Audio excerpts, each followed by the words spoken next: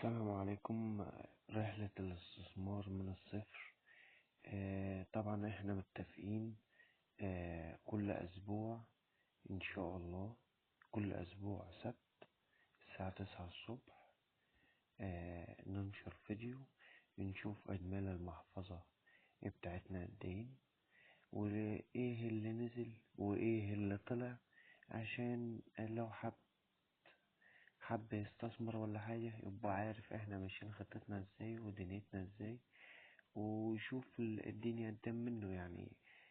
ناس كتير مش بتفهم حد ازاي انا استثمر، ازاي انا اوزع فلوسي، ازاي اعرف يعني المخاطر بتاعتي اللي حصل فيها، او ايه اعمل تحوط، او ايه لو حاجة نزلت، او ايه اللي يشني وايه اللي يطلعني كده. يعني زي ما انتوا فاهمين، احنا حاليا دي ارباح الاسبوع اللي فات بتاع السبت اللي فات.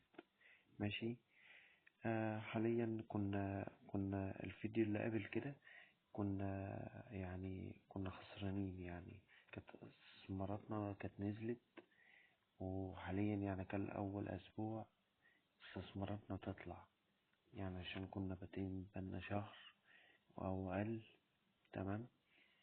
الحمد لله يعني بقينا نشوف أرباح، وكل شهر بنضيف استثمارات جديدة، نوزع أرباحاتنا، نوزع فلوسنا. المؤشر التلاتيني بنحط عليه 75%، يعني أنا أوزع فلوس عليه، يعني 75% نحط فلوس عليه، والدهب 10، والدخل الثابت 10، والأسمنت نحط عليه 5. تعالى نشوف دي الاسكرينة بتاعت الأسبوع اللي فات، وحاليا أرباحنا أرباحاتنا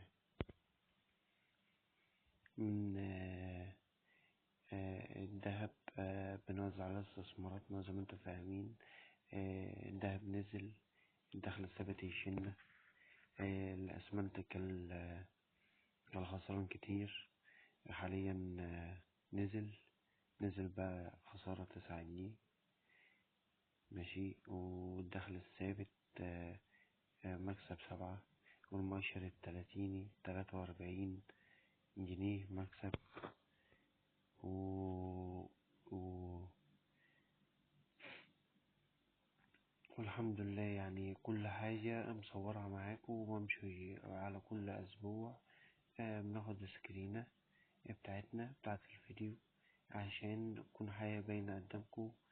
والحمد لله يعني كل شهر نحط فلوسنا، بنختار بنوزع فلوسنا 75% مؤشر التلاتين، و10% دهب، و10% دخل ثابت، و5% أسمنت. ليه بقى الأسمنت؟ الأسمنت كل 3 أشهر أو 4 أشهر بنزل منه توزيع أرباح.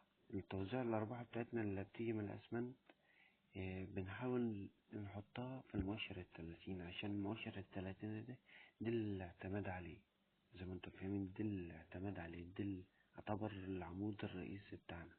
تمام. المؤشر التلاتين لو نزل يبقى في حاجة تانية تشن، زي الدهب، زي الدخل الثابت، زي زي الأسمنت، الحاجات دي.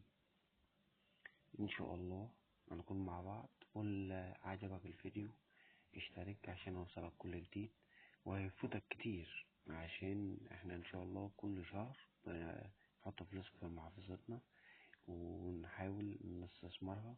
وان شاء الله هدفي اللي احنا ننجح.